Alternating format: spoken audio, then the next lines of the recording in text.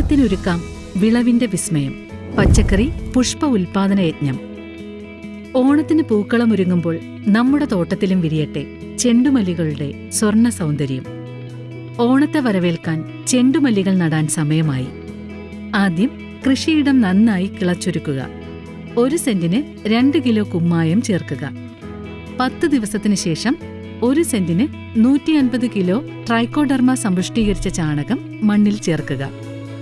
1 മാസം പ്രായമായ ഹൈബ്രിഡ് തൈകൾ 45 സെന്റിമീറ്റർ അകലത്തിൽ നടാം.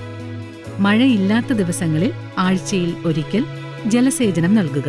അടിവളമായി 1 സെന്റിന് 980 gram urea, 1200 gram Rajphos, 400 gram muriate of potash നൽകണം.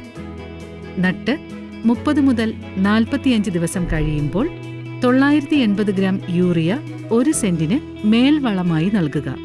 കീടങ്ങൾക്കെതിരെ വേപ്പെണ്ണ വെളുത്തുള്ളി മിശ്രിതം 3 മില്ലി 1 ലിറ്റർ വെള്ളത്തിൽ കലക്കി തളിക്കുക.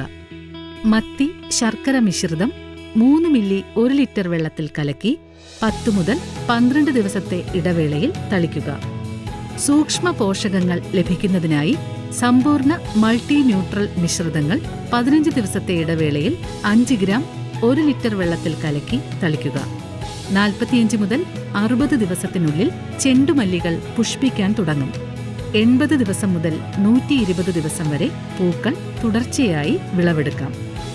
ഈ ഓണത്തിന് നമ്മുടെ വീട്ടുമുറ്റവും പുരയിടങ്ങളും ചെണ്ടുമല്ലികളുടെ നിറക്കാഴ്ച കൊണ്ട് വർണ്ണാഭമാക്കാം.